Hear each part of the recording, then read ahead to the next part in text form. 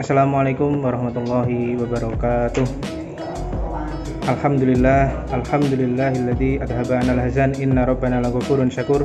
Asyhadu an la ilaha illallah wahdahu la syarika lahu wa asyhadu anna Muhammadan abduhu wa rasuluhu sallallahu alaihi wasallam wa ala alihi washabihi amma ba'd.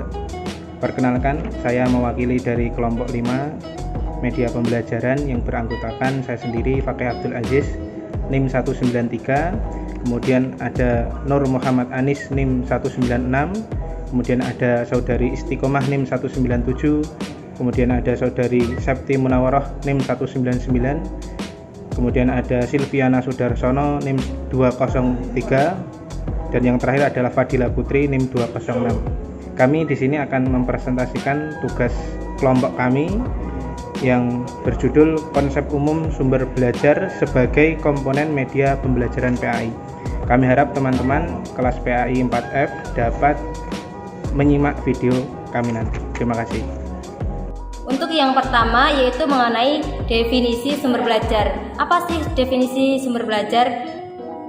Menurut Mulyasa, definisi sumber belajar itu merupakan segala sesuatu yang dapat memberikan kemudahan kepada peserta didik dalam memperoleh sejumlah informasi, pengetahuan, pengalaman, dan keterampilan dalam proses belajar mengajar. Nah, ada juga menurut Badan Standar Nasional. Menurut Badan Standar Nasional ini, sumber belajar adalah rujukan, objek, dan bahan yang digunakan untuk kegiatan pembelajaran yang berupa media cetak dan elektronik, narasumber, serta lingkungan fisik, alam, sosial, dan budaya. Ada juga menurut Depdiknas.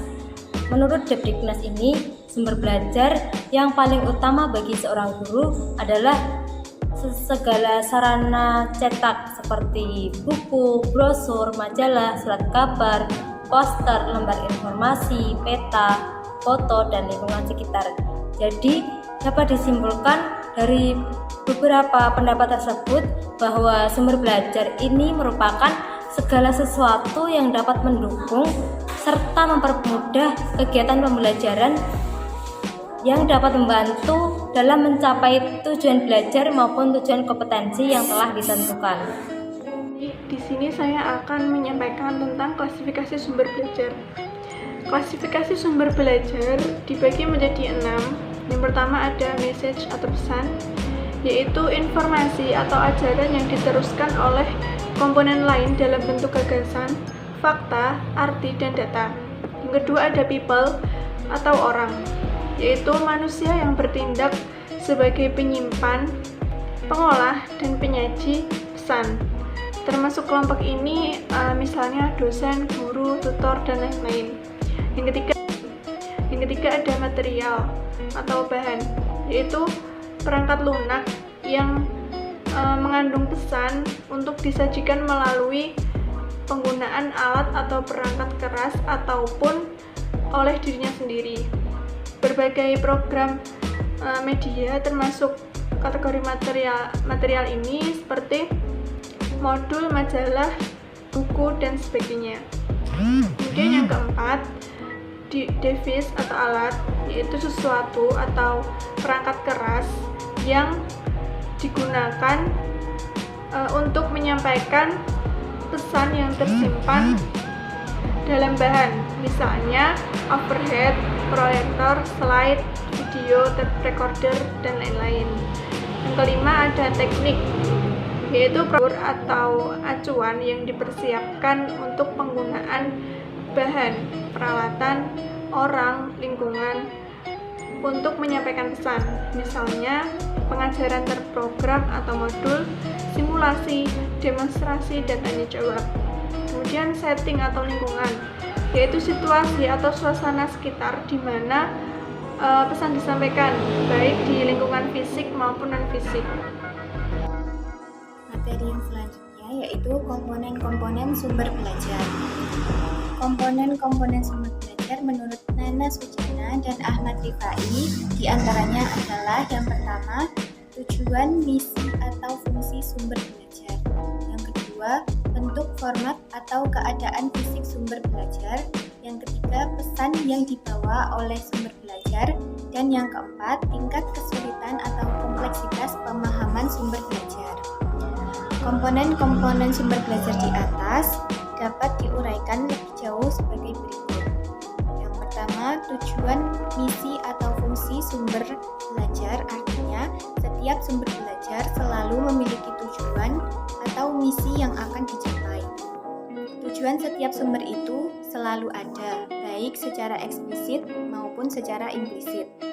Tujuan sangat dipengaruhi oleh sifat dan bentuk sumber belajar itu sendiri. Kemudian yang kedua, bentuk, format atau keadaan fisik sumber belajar satu dengan yang lainnya itu berbeda-beda. Keadaan fisik sumber belajar ini merupakan komponen yang penting. Penggunaan atau pemanfaatannya hendaknya dengan memperhitungkan segi waktu, pembiayaan, dan sebagainya. Kemudian yang ketiga, pesan yang dibawa oleh sumber belajar. Setiap sumber belajar selalu membawa pesan yang dimanfaatkan atau dipelajari oleh para pemakainya. Komponen pesan merupakan informasi yang penting. Oleh karena itu, para pemakai sumber belajar hendaknya memperhatikan bagaimana pesan disimak. Hal-hal yang perlu diperhatikan antara lain, isi pesan harus sederhana, cukup jelas, lengkap, dan mudah disimak maknanya. Kemudian yang keempat, tingkat kesulitan atau kompleksitas pemakaian sumber belajar. Tingkat kompleksitas penggunaan sumber belajar berkaitan dengan keadaan fisik dan pesan sumber belajar. Sejauh mana kompleksitasnya perlu diketahui guna menentukan apakah sumber belajar itu masih bisa dipergunakan mengingat waktu dan biaya yang terbatas. Yang selanjutnya ada fungsi dan peranan sumber belajar. Yang pertama yaitu meningkatkan produktivitas pembelajaran dengan jalan A. Membantu guru untuk menggunakan waktu dengan lebih baik dan efektif. B. Meningkatkan laju kelancaran belajar. Dan C. Mengurangi beban guru dalam menyajikan informasi sehingga dapat lebih baik membina dan mengembangkan gairah. Nomor 2, fungsi dan peranan sumber belajar yaitu memberikan kemungkinan pembelajaran yang sifatnya lebih individual dengan cara A. Mengurangi fungsi kontrol guru yang kaku dan tradisional, dan B. Memberikan kesempatan bagi siswa untuk berkembang sesuai dengan kemampuannya.